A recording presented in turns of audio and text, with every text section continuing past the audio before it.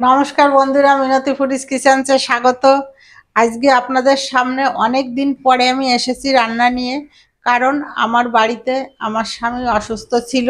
সে সুস্থ হওয়ার পরে আমার খুব ঠান্ডা লেগেছে, জ্বর, সর্দি, কাশি, এখনও গলা ঠিক হয় নাই। কিন্তু তার ভিতরেও অনেক দিন হয়ে গেছে আপনাদের কোনো রান্না আমি দেখাই না। তাই আজকে আপনাদের সামনে দুটো রান্না নিয়ে এসেছি। এই যে বাজার থেকে দেখেন, এই বাজার থেকে ট্যাংরা মাছ নিয়েছে, কেটেই নিয়ে এসছে। আমি ধুয়ে পরিষ্কার করে নিয়েছি, একদম তাজা ট্যাংরা। আর নিয়ে এসছে এই যে খয়রা ইলিশ। এই খয়রা ইলিশটা আমি শস্য বাটা দিয়ে করবো, আর এই ট্যাংরা মাছ করব এই ফুলকপি দিয়ে। খুবই সুস্বাদু খেতে। আর একটা কথা আপনাদের বলি, যে এতদিন তো আপনারা আমার সঙ্গে ছিলেন, আর এখনও আমি আবার ভিডিও শুরু করেছি। আমার সঙ্গে থাকবেন, যেভাবে আগে ছিলেন এখনও সেভাবে সঙ্গে থাকবেন। কড়াই গরম বসিয়ে দিয়েছি। প্রথমে মাছে হলুদ দিয়ে দিলাম, পরিমাণ মতো দিলাম লবণ। লবণ হলুদ মাখিয়ে নেব। তেল গরম হয়ে গেছে, দিয়ে দেবো ট্যাংরা মাছগুলো। ট্যাংরা মাছগুলো যখন ধুচ্ছিলাম তখনও লাফাচ্ছিল, জ্যান্ত ছিল।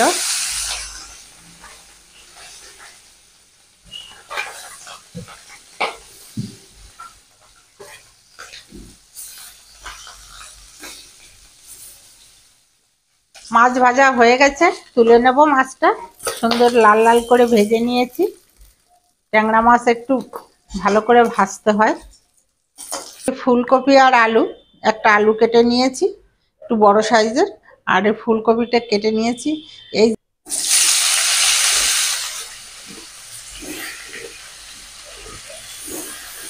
আগে তো বাজারে গেলে 300-400 টাকা নিয়ে বাজারে গেলেও ব্যাগ ভরতো না, তাই না? আমি এই ফুলকপিটা একটু ভালো করে ভেজে নেব। আলু আর ফুলকপি ভেজে নিয়েছি, এবার নামিয়ে নেব। আবারও কড়াইতে দেব সর্ষের তেল।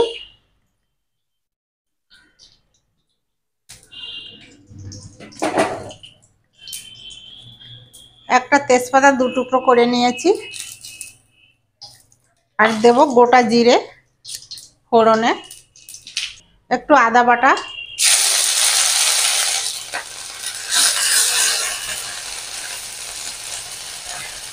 এবার দিয়ে দেব টমেটো কুচি। টমেটো আর আদার মধ্যে একটু জল দিয়ে দেব, কারণ আমি এখন দেব গুঁড়ো মশলা। মশলাটা পুড়ে যাবে, সেই জন্য এই যে জিরের গুঁড়ো, লঙ্কার গুঁড়ো, কাশ্মীরি লঙ্কার গুঁড়ো কালারের জন্য একসঙ্গে দিয়ে দেব।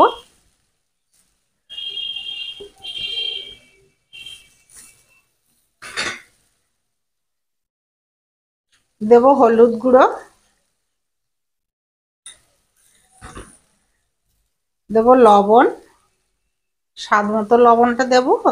আর এখন দেব না, যদি লাগে পরে দেব, কেন আলুতে আর ফুলকপিতে দিয়েছিলাম লবণ একটু। মশলা কষানো হয়ে গেছে। আমি সবসময় অল্প মশলাই রান্না করি, আগেও করতাম, এখনও করছি। আর এখন তো আমার বাড়ির কর্তাকে মশলা খেতেই বারণ করে দিয়েছে, আরও কমে দেব, কিন্তু টেস্ট একই রকম হবে। এবার দিয়ে দেবো ফুলকপি আর আলু, ভালো করে কষিয়ে নেব মশলার সঙ্গে। এবার দিয়ে দেবো জল।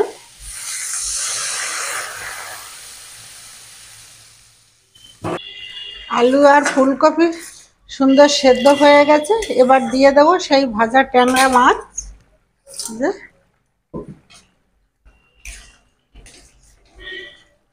আমার ট্যাংরা মাছ দিয়ে ফুলকপির ঝোল হয়ে গেছে।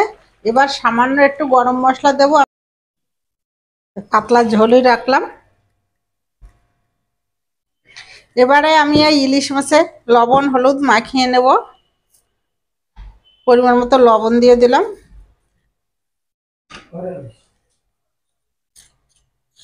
দেব হলুদ,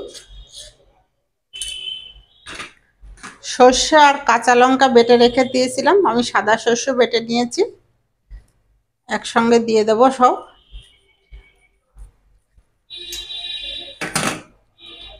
দেব সর্ষের তেল,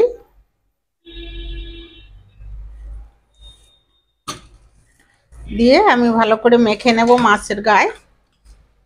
কড়াই গরম হয়ে গেছে, দিয়ে দেবো সর্ষের তেল। তেলের ভিতর দিয়ে দেব কালো জিরে। এবার দেব মাছ, খয়রা ইলিশ। আমি বললাম ভাজবো না, কোনো মতো একটু গরম হবে, উল্টিয়ে দেবো। হ্যাঁ, এবার দিয়ে দেবো জল।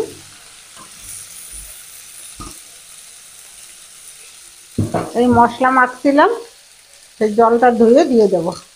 থালাটা ধুয়ে, মশলার থালা ধুয়ে জলটা দিয়ে দিলাম। আর দেবো নিচে কাঁচা লঙ্কা চেরা, আর সামান্য একটু জল দেবো মাছটা সেদ্ধ হওয়ার জন্য।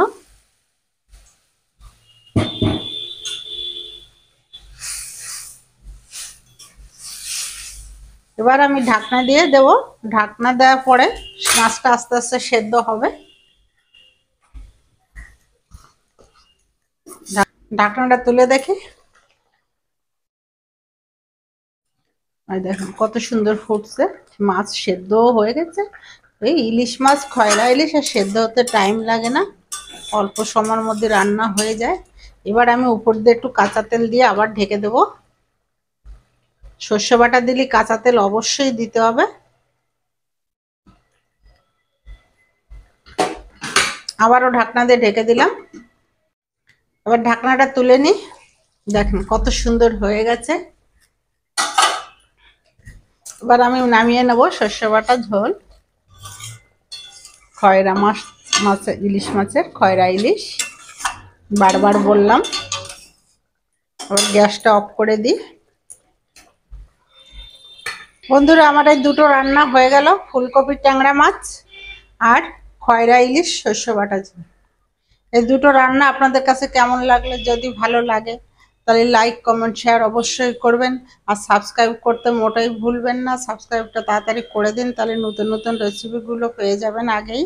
আগামীকাল আপনাদের সামনে অন্যরকম রান্না নিয়ে দেখা হবে, নতুন কিছু থাকবে। এর ভিতর আপনারা ভালো থাকবেন, সুস্থ থাকবেন। Tata, bye bye.